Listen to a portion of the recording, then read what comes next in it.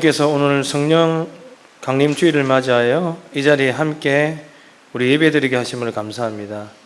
주님, 늘 부족한 주의 종이고 주의 자녀들이지만 그럼에도 불구하고 이 자리에 불러주셔서 하나님의 말씀을 듣게 하여 주시고 주님의 온전한 믿음으로 서게 하여 주심을 감사합니다. 우리 모두 소풍가는교회 식구들 한 명 한 명 성령 충만함으로 이 자리에 함께하게 하여 주시옵소서. 살아계신 예수님의 이름으로 기도합니다. 아멘. 예, 오늘 하나님의 말씀의 제목 한번 같이 한번 읽어보겠습니다. 제가 위에 거 읽으면 여러분이 밑에 거 읽어주시면 됩니다.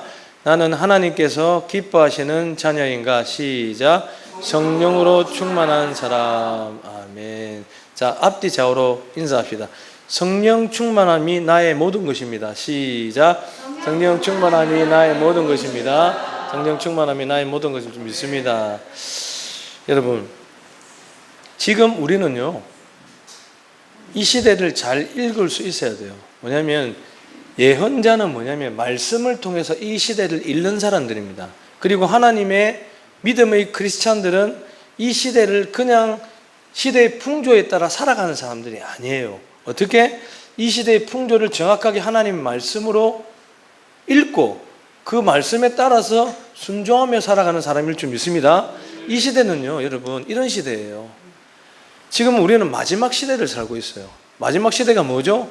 세상의 마지막 시대라고 하면 하나님 나라의 시작을 말하는 것입니다. 즉, 우리는 이 마지막 시대를 살고 있는데요, 이 마지막 시대는 부흥의 시대입니다. 다시 한번 따라해 볼까요? 시작. 부흥의 시대. 시작. 부흥의 시대. 어떤 부흥의 시대냐면요, 한편으로는 사단이 부흥하고 있는 시대예요. 한편으로는 성령이 부흥하는 시대라는 것입니다. 뭐냐면 이 카오스의 이 세상에서는요, 이 두 가지가 부딪힐 수밖에 없다는 거예요. 우리는 결국은 알죠. 결국은 뭐죠? 성령이 승리한다는 것을 알고 있습니다. 알고 있지만 이 마지막 시대를 말씀으로 한번 풀이해 봤으면 좋겠습니다. 동성애, 난교, 성적인 문화가 지금 문란해지고 있고요. 부모가 자식이 부모를 죽이는 반인륜적인 폐륜적인 범죄가 지금 일어나고 있습니다. 그리고 이런 윤리가 상실되고 물질적인 것이 최우선적인 가치로 여기는 시대가 지금 바로 이 시대라는 것이죠. 그리고 포스트 모더니즘, 모더니즘이란 말의 포스트, 지나갔다는 말, 그러니까 모더니즘이 지나간 포스트 모더니즘의 시대는요, 절대적인 가치 기준이 무너지는 겁니다. 여러분, 이 절대적인 가치 기준이 뭐냐면요, 부모에게 순종해야 된다, 부모에게 효도해야 된다는 가치 기준이 절대적인 가치 기준이었다면, 이제 모더니즘이 지난 포스트 모더니즘 시대에서는요, 부모에게 효도하는 것도 그런 가치가 상실되어 버리고 내 마음에 들면 효도하는 거고, 안 그러면 효도하기 싫다는 거예요. 그리고 하나님이 절대적인 우리 삶의 기준이라고 봤던 모더니즘 시대에서는요, 그런 절대적 가치 기준이 사라져 버리고 어떻게 됐죠? 이제 절대적 가치 기준으로서 누가 나의 기준이 된다고요? 자기 자신이 기준이 되어야 돼요. 하나님이 내 삶의 기준이 아니라 이제는 이 인생을 살아가는 내 인생의 가치 기준은, 내 인생의 가장 절대적 기준은 누구라고요? 바로 자기 자신이 되어버렸다는 시대죠. 그리고 미움, 분노, 교만 등 감정 조절이 불가능한 시대가 되어버렸어요. 묻지마 범죄가 얼마나 많이 일어나고 있습니다. 여러분, 이것들은 그냥 오는 것들이 아니에요. 성경 말씀에 다 나와 있다는 거죠. 성경 말씀에 지금 이 마지막 시대가 오면 이런 것들이 다 우리에게 다가온다고 이미 예언을 2000년 전에 예언을 해놓았다는 것입니다. 그리고 자신의 성공을 위한 극단적인 이기주의로 삶을 살아갈 것이라는 것까지 다 나와 있다는 것입니다. 이전에는 경험해 보지 못했던 정말 강력한 죄악의 모습이요, 우리 시대를 뒤덮고 있다는 것입니다. 반면에 여러분, 이 와중에도요, 정말 많은 사람들이 하나님의 음성을 듣고 주님께로 돌아오는 수많은 성도들도 있다는 게 얼마나 다행인지 몰라요. 뭐냐면요, 하나님 나라의 선포를 위해서, 하나님 나라의 복음을 위해서 자기의 목숨을 바치고 복음 전하고 선교하는 사람들도 점점점 많아지는 부흥의 시대가 또한 이 시대라는 것입니다. 또한 많은 능력 있는 주님의 종들에 의해서요, 이 땅에 하나님 나라가 선포되고 있어요. 그리고 성령의 강력한 불길 또한 이 땅에 일어나고 있다는 사실입니다. 자, 그럼 여러분, 이러한 마지막 때에 여러분은 어느 편에 서시겠습니까? 사탄의 편에 서시겠습니까? 성령의 편에 서시겠습니까? 당연히 성령의 편에 서실 줄 믿습니다. 우리는 이 마지막 시대에, 이 마지막 부흥의 시대에요, 당연히 성령의 역사에 함께 해야 되는 것입니다. 성령의 역사 속에서 하나님의 이름을 높이고 하나님의 나라를 이 땅에 회복하고 하나님의 온전하시고 기뻐하시는 뜻을 이루고 우리를 통해서 이 땅에 하나님 나라가 우뚝 설 수 있도록 기도해야 될 줄 믿습니다. 이것이 우리의 마지막 사명인 것입니다. 그럼 이처럼 여러분, 우리가 성령의 편에서요, 부흥을 이루고 같이 누리게 하기 위해서는 우리가 어떻게 해야 될까요? 바로 성령 충만함을 구해야 될 줄 믿습니다. 오늘 오순절 강림, 이 성령 충만한 이 강림 주일날 주님께서 우리에게 성령을 부어주신 날이에요. 이 날에 성령 충만함을 얻어야 될 줄 믿습니다. 바로 우리의 간절한 소원이 바로 하나님의 소원이 되어야 되는 것이에요. 자, 그런데요, 하나님이 우리를 향한 소원은요, 우리의 성공과 우리의 명예를 높이는 것이 아니었어요. 우리가 군림하고 누구를 밟고 올라가는 것이 하나님이 우리를 향한 소원이 아니에요. 하나님이 우리를 향한 소원은요, 뭐라고 나와 있습니까? 오늘 요엘서 2장 28절에서 29절처럼 성령이 너희에게 임하면 우리가 계시를 말하고 이상을 말하고 주님 앞에 온전한 하나님의 생명을 받아 누리는 것, 이게 바로 하나님의 소원이었다는 것입니다. 그런데요, 여러분의 소원은 그것이 맞습니까? 여러분의 소원도 하나님의 생명, 예수님의 생명이 내 안에 가득 차고 넘쳐서 이제는 이상을 말하고 하나님의 말씀대로 순종하며 하나님의 말씀대로 살아가는 것, 그것이 지금 여러분의 소원이 맞을까요? 사랑하는 여러분, 예수님은요, 하늘로 올라가시기 전에 마지막으로 제자들에게 이렇게 부탁을 합니다. 내가 약속한 성령을 기다리라고 부탁합니다. 그리고 제자들은요, 그 말씀에 순종해서 성령을 사모하며 간절히 기도했습니다. 그리고 오순절 날에 기도하던 제자들에게 불과 같이, 바람과 같이 성령님이 그들에게 충만하게 임했다는 사실입니다. 오늘이 바로 그 날이에요, 여러분. 오늘이 바로 그 날인 것이에요. 성령을 기다리라 하신 예수님의 말씀을 듣고 이제 기다리며 성령의 충만함을 받은 날이 바로 오늘입니다. 저는 이 우리 예배당, 소풍 가는 예배당에 눈에 보이지는 않지만 성령의 충만함을 느낄 줄 믿습니다. 이 성령의 충만함을 이제는 여러분 가슴을 열고 받아들이시기 바랍니다. 그때 하나님의 역사가 이루어지는 것이에요, 여러분. 그 전까지 예수님을 부인하고 자기의 욕심대로만 살았던 사람들, 그리고 사람을 두려워했던 그 제자들이 성령의 충만함을 받고 어떻게 변했습니까? 전혀 다른 사람으로 변했다는 것입니다. 어떻게 해요? 이제는 목숨을 걸고 복음을 전하고 이제는 오직 자기의 이익이 아닌 예수님의 영광만을 위해서 살았다는 것입니다. 이게 성령 충만함의 목적인 거예요. 이렇듯 성령 충만함은요, 가짜 제자였던 사람들을 어떻게 해요? 진짜 제자로 만들어줬다는 거예요. 군중이었던 사람들, 하나님의 은혜만을 바라보고 하나님의 기적만을 바라보고 살았던 수많은 군중이었던 사람들이 이제는 정말 하나님의 말씀을 깨닫고 말씀을 내 가슴속에 받아들이는 진짜 제자가 되었다는 것이요. 이것이 뭐죠? 성령 충만함의 비결인 것입니다, 여러분.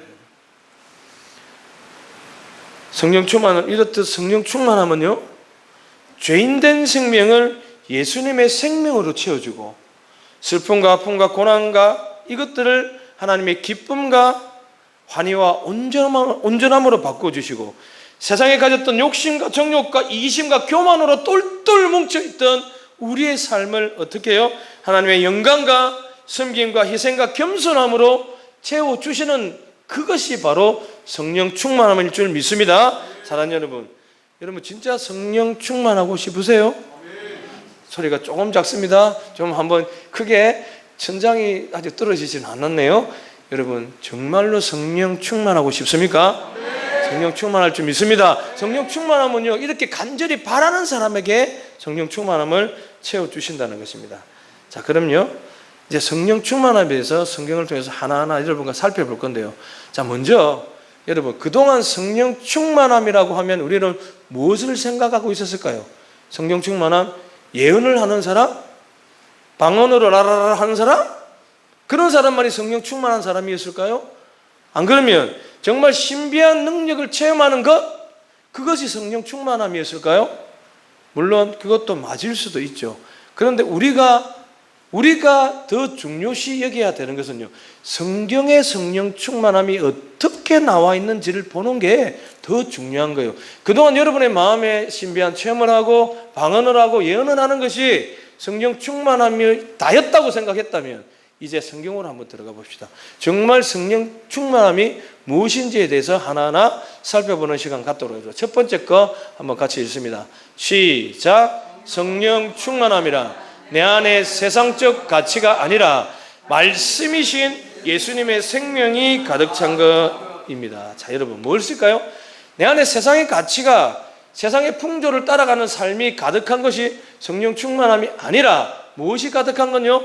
예수님의 생명, 즉 말씀이 가득 찬 것이 바로 성령 충만함이라고 첫 번째 성경에서 얘기하고 있습니다. 여러분, 우리는요, 죄로 인해서 죽었습니다. 죄로 인해서 죽었기 때문에요, 우리 안에는 생명이 필요한 사람들이었어요. 즉, 이 말은 뭐냐면요, 예수 그리스도는 죄로 인해서 죽었던 우리의 삶에 오셔서 새로운 생명이 되어 주셨을 줄 믿습니다. 예수님이 이제 우리한테 오신 거예요. 우리가 죽었던 우리에게 오셔서 새로운 생명이 우리에게 되어 주셨다는 것입니다. 즉, 예수님은요, 내가 죽은 그 자리에 오셔서 나의 생명이 되어 주신 분이십니다. 이 말은요, 이제는 내 생명이 내 게 아니고 누구 것? 예수님이 것이라고 말하는 것과 동일한 것입니다. 만약 여러분, 진짜로 여러분이 죽었다고 생각해 보십시오. 진짜로 여러분이 지금 죽었어요? 그럼 여러분에게 필요한 것이 뭘까요? 돈? 재물? 명예? 권력? 다른 사람 위에 군림하는 거? 국회의원 되는 거? 뭘까요? 생명입니다, 여러분. 죽은 사람에게 가장 필요한 것은 다시 살아날 수 있는 생명일 줄 믿습니다. 그런데 우리는요, 지금 죽었던 우리에게 생명 주신 이 예수님의 생명을 귀하게 받아들이지 못하고 있다는 사실입니다. 자, 그럼 그런 사람들의 입술에는 어떤 말들이 차고 넘칠까요? 주님, 저 지금 돈이 없는데 돈 좀 주세요. 기도할까요? 주님, 저를 좀 높여주셔서 사람들 위해 군림할 수 있게, 주님, 제 직업이, 주님, 뭐가 넘칠까요? 그런 사람들의 입술에는요, 한번 따라해보죠. 같이 한번 따라해보죠. 예수님 한 분이면 충분합니다. 시작. 예수님 한 분이면 충분합니다. 여러분, 죽어있는 사람이, 예수님 생명을 간구하는 사람이 뭘 바라겠습니까? 주님, 당신의 생명이면 충분합니다. 당신 한 분이면 충분합니다. 이런 입술의 고백이 되어지지 않을까요? 사랑하는 여러분, 성령 충만하면요, 이런 우리의 고백 위에 경험되어지는 것이에요. 우리가 이런 고백을 하지 못한다면요, 결코 성령 충만함은 우리에게 채워지지 않는다는 사실입니다. 예수님만으로 충분한 이 복음을 깨달은 사도 바울은요, 빌립보서 3장 8절에서 9절에서 이렇게 얘기했습니다. 한번 고백한 걸 말씀드릴게요. 또한 모든 것을 해로운 것으로 여김은 내 주 그리스도 예수를 아는 지식이 가장 고상하기 때문이라. 내가 그를 위하여 모든 것을 잃어버리고 배설물로 여김은 그리스도를 얻고 그 안에서 발견되려 함이니 내가 가진 의는 율법에서 난 것이 아니요 오직 그리스도를 믿음으로 말미암은 것이니 곧 믿음으로 하나님께로부터 난 의라. 아멘. 당시 사도 바울은요, 여러분, 지금으로 치면 서울대 법대를 나와서 서울대 교수를 하던 사람이었어요. 그리고 서울대 교수를 하다가 판사까지도 한 사람이었어요. 자, 우리가 우리 아이들에게 바라는 것들이 이런 것들 아닐까요? 그런데요, 이 사도 바울은 어떻게 했죠? 이 모든 것을 뭘로 여기게 되죠? 똥처럼 여겼다. 똥처럼, 배설물처럼 여겼대요. 우리가 그토록 갖고 싶어 하는 것을 사도 바울은 다 가지고 이제는 누구를 얻음으로써? 예수 그리스도를 얻음으로써 이 모든 것들을 배설물처럼 여기고 갖다 버렸다고 얘기를 하고 있습니다. 사도 바울이요, 여러분, 이렇게 세상 것을 과감하게 버리고 예수님이 그의 소원이 예수님이 될 수 있었던 이유는 무엇일까요? 그것은 바로요, 사도 바울의 마음에 세상의 헛된 것들로 가득 찬 것이 아니라 하나님의 말씀으로 가득 차고 넘쳤기 때문인 줄 믿습니다. 즉 사도 바울은요, 하나님이 주인된 삶을 살았던 거예요. 내가 주인된 삶이 아니라, 내 안에 세상적 가치가 가득 찬 삶이 아니라 우리 주님이 나의 모든 것 대신 주인 되신 삶을 살았다는 것입니다. 그렇기 때문에 사도 바울은요, 고난과 핍박과 죽음의 그늘 속에서도 그 놀라운 사역을 감당할 수 있었던 것입니다. 그리고요, 생명의 복음을 어떤 핍박 속에서도 전할 수 있었다는 사실입니다. 사랑하는 여러분, 우리의 모습은 어떻습니까? 불안한 환경에 두려워하고 있습니까? 나를 둘러싼 고난과 어려움으로 인해서 예수님의 모습이 보이지 않습니까? 불만족스러운 삶의 자리 때문에 불평과 불만만 쌓입니까? 예수님이 원망스러우신가요? 사랑하는 여러분, 십자가 은혜와 사랑은요, 내 평생에 찬양하고 감사해도 부족한 것입니다. 만약 하나님이요, 이제 앞으로 여러분에게 어떤 것도 채워주지 않는다고, 여러분의 소원을 어떤 소원도 들어주지 않는다고 하면요, 그것 또한 하나님의 십자가 사랑을 대신할 수 없다는 것입니다.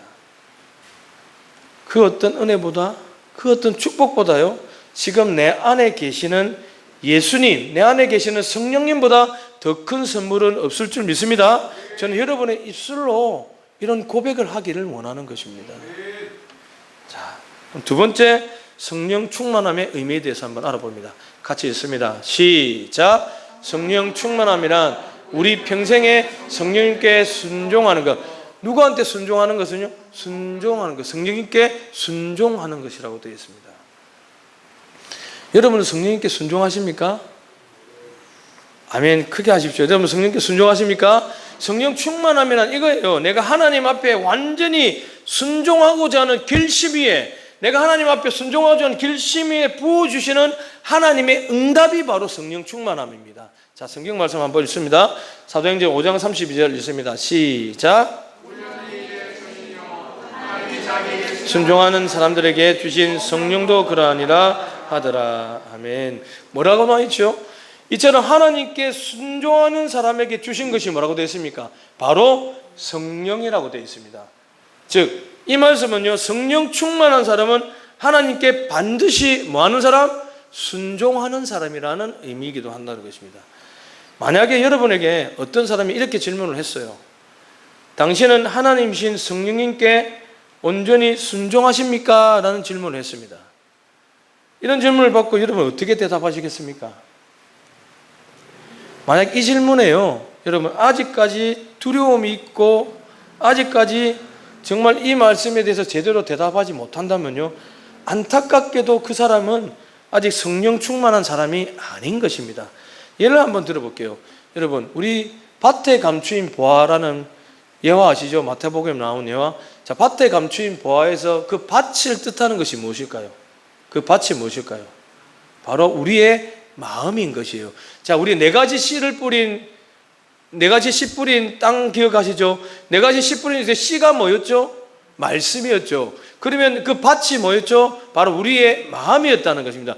성경은 이렇게 연결해서 읽어야 돼요. 즉, 우리의 마음밭이, 지금 우리의 마음밭이라는 거예요. 우리의 마음밭이 아직까지 성령님께 순종하지 못한다고 하면 우리의 마음밭은 어떤 길가에 뿌려진 그 형편없는 밭이 될 수도 있다는 것입니다. 즉, 하나님께 순종하시겠습니까? 물어봤을 때 아직까지 마음에 순종하지 못하는 마음이 있다면요, 사실은 그 마음은 아직까지 성령으로 충만한 사람이 아니라는 것입니다. 어떻게 보면요, 구원까지도 확신할 수 없는 사람이라는 것입니다. 그런데요, 만약 이 질문에 기쁨과 확신이 있어서 감사하는 마음이 일어나는 사람은 성령 충만한 사람일 줄 믿습니다. 왜일까요? 그것은요, 하나님께서 완전히 순종하고자 하는 마음은요, 저절로 생기는 게 아니에요. 하나님이 어떤 길로 인도하시든 어떤 것을 명령하시든 순종하겠습니다 라고 대답할 수 있다면 그것만으로 바로 성령 충만한 사람일 줄 믿습니다. 사랑하는 여러분, 하나님이 우리를 가시밭길로 인도하시든 고난과 핍박의 길로 인도하시든 상관없이 우리의 생각과는 다른 명령을 하시든 그 명령이 우리에게 손해를 끼치고 우리에게 가장 소중한 것을 뺏어가든 상관없이 오직 우리의 아버지 되신 하나님께 우리가 최고의 것으로 드릴 수 있는 것, 이게 바로 순종하는 것입니다. 이게 바로 성령 충만한 것입니다. 사랑하는 여러분, 하나님께요 온전히 순종하는 것은 우리의 힘만으로 되는 것은 아닙니다. 근데 반대로 여러분 잘 생각해 보세요. 반대로 내가 하나님께 온전히 순종하고 싶은 마음과 소원이 없는데, 내가 하나님 앞에 순종하고 싶은 마음이 없어요 지금. 그런데 우리에게 순종할 힘을 주시지는 않는다는 것입니다. 예를 들어 이겁니다 여러분. 예를 들어 이겁니다. 하나님, 저는 순종할 수 없어요. 하나님, 저는 어떤 사람을 용서할 수 없어요 하는 마음과, 하나님, 저는 순종할 만한 힘이 없지만 이 시간 주님의 능력 주셔서 저에게 순종하게 해주세요. 하나님, 저는 저 사람을 용서할 수 있는 마음이 없지만 주님, 나의 능력 되어 주셔서 저에게 그 마음을 주셔서 저 사람을 용서하게 해주세요. 이 마음은 완전히 다른 것입니다. 아니, 틀린 것이에요. 왜냐하면요, 성령 충만하면요, 주님, 내가 비록 나는 아무것도 아니지만 우리 주님께서 저와 함께 해주시면 내가 이 모든 어려움을 극복하고 주님과 함께 승리하며 나갈 줄 믿습니다. 이렇게 고백하는 사람들 위해 응답해 주시는 것이 바로 성령 충만한 것이에요. 우리의 마음이 순종할 마음이 있고 순종하며 나가기를 노력한다면 우리 주님께서 그 응답으로 무엇을 부어주신다고요? 성령 충만함을 부어주신다는 것이 우리 두 번째 성령 충만함의 비결인 것입니다. 자, 그럼 여러분 여기서 우리가 좀 더 깊이 한번 살펴볼게요. 그러면 우리가 이렇게 완전한 순종을 통해서 성령 충만함을 받으려면 어떤 것이 필요할 것인지를 한번 살펴봅니다. 두 가지가 있어요. 완전한 순종을 통해서 이제 성령 충만함을 응답을 받기 위해서는 첫 번째 거 한번 읽어봅니다. 시작. 죄를 회개하며 성령님 앞에 나아가야 된다. 여러분, 이것은 무엇이냐면요, 우리의 죄를 고백하고 회개하고 성령님 앞에 나가야지 그 뜻의 성령이 충만함을 부어주신다. 왜 회개하라고 하냐면요, 하나님의 영은 거룩한 영이라서요 죄 위에 부어주지 않는다는 뜻이에요. 내 안에 아직 세상을 향한 죄가 있고, 내 안에 하나님이 믿지 못하는 죄가 있고, 하나님을 떠난 죄가 있고, 하나님 없이도 살 수 있다는 그런 강팍한 교만한 죄가 있다면요, 하나님 그 위에 당신의 성령을 부어주시지 않는다는 사실이에요. 우리가 회개란 뜻이 뭐라고 했죠? 회개가 내가 잘못한 거, 하나님이 죄송해요, 잘못했습니다, 이게 회개가 아니에요 여러분. 회개는요 내가 세상으로 돌아가 있던 내 눈이 돌이켜서 누구한테 돌아간다고요? 하나님 앞으로 돌아가는 게 회개예요. 그럴 때 내가 세상으로 돌아가서 세상만 쳐다보고 있는데 우리 주님이 나에게 성령 충만함 부어주실까요? 부어주시지 못한다는 것. 최소한 우리가 할 것은 이제 회개입니다. 이 회개가 뭐라고요? 세상에도 돌이켜서 주님을 쳐다보는 것. 최소한 우리는 이거라도 해야 돼요. 그래야지 성령 충만함을 부어주신다는 뜻입니다. 자, 두 번째 거 같이 있습니다. 시작. 순종하기 어려울수록 더 순종하며 나아가야 한다. 자, 여러분, 이 말은 뭐냐면요, 여러분 순종하지 못하는 이유가 무엇이죠? 염려와 두려움 때문인 거예요. 왜? 내가 이거에 대해서 순종하면 하나님은 나에게 좋은 것을 다 뺏어갈 것 같아. 그리고 이거를 순종하면, 오늘 우리 시온이가 지금 학원에 갔어요. 근데 집에 와서 야단칠 거예요. 제가 뭐냐면요, 우리 시온이가 학원 가지 말라고 그랬어요. 제가 근본주의자는 아니에요. 근데 주일날은 주님 앞에 믿음으로 지켜야 되는 시간입니다. 그런데 지금 학원을 갔어요. 제 마음이 그것 때문에 조금 불편해요 지금 제가. 그런데요, 뭐냐면요, 우리 시온이가 학원 간 이유가 무엇일까요? 두려움 때문이에요. 두려움 때문. 시험 잘못 칠까봐, 시험 잘못 치고 시험 잘못 쳐서 창피당할까 하는 두려움 때문이에요. 이 두려움이 하나님보다 더 큰 거예요 지금 우리 시온이 마음에는. 여러분 마음을 한번 돌이켜 보세요. 지금 내 마음에 두려움이 있어서 순종하지 못합니까? 지금 내 마음이 염려가 있어서 순종하지 못합니까? 그 크신 하나님보다 내 마음의 염려가 더 큽니까? 내가 앓고 있는 병, 내가 앓고 있는 고난, 이게 하나님보다 더 크다고 생각하세요? 그렇기 때문에 순종하며 나가지 못한다는 것이에요. 사랑하는 여러분, 이제는 우리 안에 있는 죄와 나약함과 염려와 두려움보다 더 크신 하나님을 바라보는 믿음을 가지시기 바랍니다. 그런 믿음 위에 우리 하나님은요, 성령의 충만함을 그대로 부어주신다는 사실입니다. 세 번째, 성령 충만함의 세 번째 의미에 대해서 한번 같이 읽습니다. 시작. 성령 충만함이라 우리의 마음을 온전히 주님께 드리는 것입니다. 만약 예수님이요, 여러분에게 생명을 달라고 하시면 여러분 생명 지금 들으시겠습니까? 만약 하나님이요, 예수님이 이 자리에 지금 나타나서 너희가 가지고 있는 남김없이 10원짜리 하나라도 탈탈 들어서 나한테 다 가지고 와, 이러신다면 여러분 순종할 수 있겠습니까? 왜 우리가 그 뜻에 순종하지 못하는 것일까요? 우리의 마음이 주님께 나가지 못했기 때문인 것입니다. 뭐냐면요, 정말 하나님 앞에 내 마음을 다 드렸다면요, 아깝지 않은 것이 없어요. 세 번째, 성령 충만함이란 우리의 마음을 온전히 주님께 드리는 것입니다. 사랑하는 여러분, 하나님께서 여러분에게요, 여러분이 생각하는 귀한 것, 하나님이 생각하는 귀한 것 아니에요. 여러분이 생각하는 귀한 것들이 있어요. 그게 무엇이죠? 돈일 수도 있고요, 그게 명예일 수도 있고요, 그게 나의 평판과 나의 칭찬일 수도 있고요, 그게 나의 직업일 수도 있어요. 자, 그것을 왜 여러분에게 달라고 할까요? 그 이유가 뭘까요? 그것을 다 없애버려서 여러분들을 망하게 하려고 예수님께서 그렇게 하실까요? 아니라는 것이에요. 여러분, 예수님은요, 여러분에게 만약에 너의 젊음을 주고 너의 희생을 주고 너의 모든 것, 생명까지도 달라고 하면 그거보다 더 큰 것을 부어주시기 위해서 준비해 놓으셨기 때문임을 믿으시기 바랍니다. 이게 믿기지 않는 거예요. 우리의 마음에 내 것만 뺏기고 내만 손해보는 거예요. 왜? 이 자리에 예배 나와서 오후에 예배 드리는 거 내 시간이 빼앗긴다고 생각하는 거예요. 그 시간이 누구 겁니까? 그 시간이 누구 겁니까? 하나님 거예요, 여러분. 우리가 반드시 기억해야 될 게 뭔지 아세요, 여러분? 하나님은요, 얼마든지 우리가 상해하지 않고 우리의 생명 뺏어갈 수 있어요. 하나님은 우리가 상해하지 않고 여러분 재물 뺏어갈 수 있어요. 여러분 아이들 다 데리고 갈 수 있고요, 여러분 누리는 거 다 뺏어갈 수 있어요. 상해하지 않고도. 하나님 그런 분이세요. 우리가 하나님 이것만은 안 됩니다, 절대 이것만은 안 됩니다, 아무리 한다고 해서 그게 내게 됩니까? 내게 안 돼요, 여러분. 또한 하나님은요, 돈, 건강, 생명, 젊음, 여러분이 가지고 있는 것이 당신이 부족해서 달라고 하실까요? 아니에요. 하나님 그런 분 아니세요. 하나님은 전지전능하신 하나님이심을 믿습니다. 모든 것을 다 가지고 계신 하나님이 뭐가 아쉬워서 여러분에게 시간 달라고 하고, 뭐가 아쉬워서 예배 드려 달라고 하고, 뭐가 아쉬워서 그럴까요? 아니라는 것이에요, 여러분. 그럼에도 불구하고 하나님이요, 우리에게 이런 것들을 원하시는 이유를 정확하게 알아야 돼요, 여러분.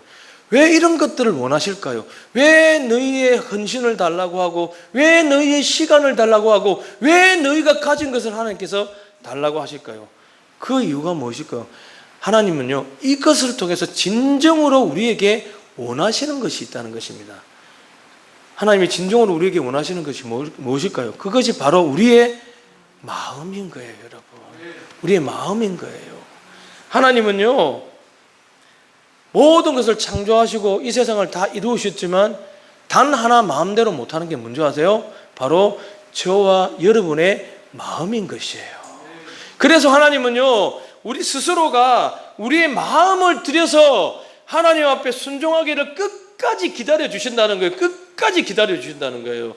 그래서 때로는 예배에 나오지 못하고, 때로는 믿음이 흔들리고, 때로는 내 마음대로 세상 풍조에 산다 할지라도 예수님은 끝까지 여러분이 당신의 자기의 마음을 들여서 하나님 앞에 진정으로 예배드리는 그 시간까지 기다려 주신다는 거예요. 이게 바로 탕자의 비유인 거예요. 여러분, 탕자가 하나님을, 자기 아버지를 떠나서 자기 세상에 나서 마음대로 살 동안 하나님은 그 탕자의 아버지는 어떻게 했죠? 기도하며 기다려줬던 거예요. 왜? 탕자가 스스로 마음을 잡아서 자기 아버지한테 돌아오기를 바랐다는 거예요. 이런 탕자의 마음이 바로 예수님의 마음인 것입니다.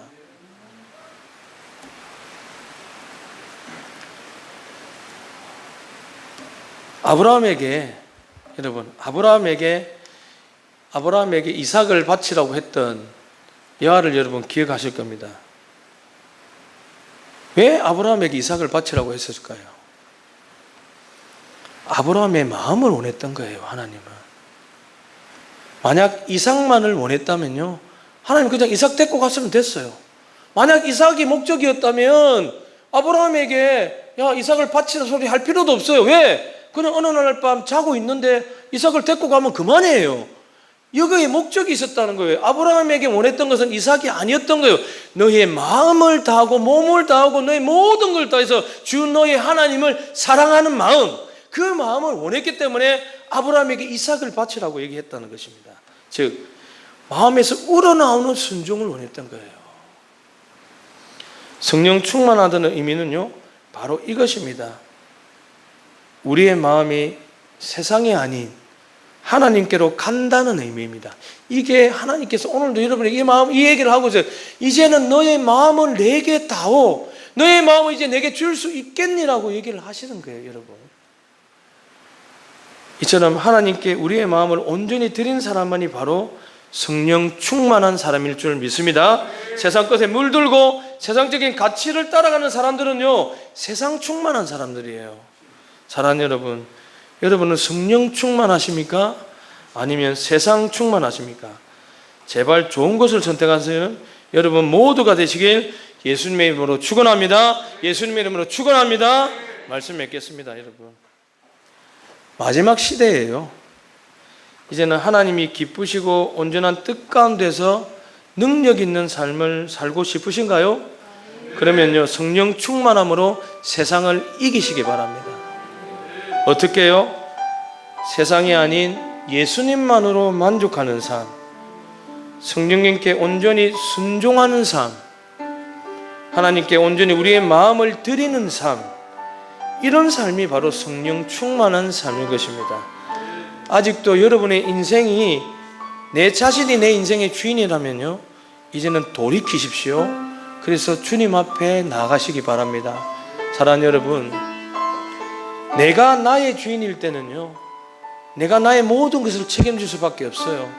두려움과 염려 속에서 스스로의 삶을 살아내야 되지만, 이제 나의 주인 대신 그 주님께 내 모든 것을 드린다면요, 나의 삶은 더 이상 두려움과 염려가 아닌 희망과 기대감이 넘치게 될 줄 믿습니다.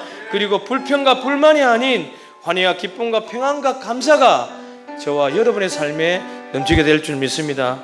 사랑하는 여러분, 우리 모두 이 땅에서요, 이 소풍 가는 교회를 통해서요, 정말 성령 충만함으로 천국을 누리고, 그리고 이 땅에서 하나님 나라를 이루어가는 우리 사랑하는 동력자들 되시길 예수님의 이름으로 축원합니다.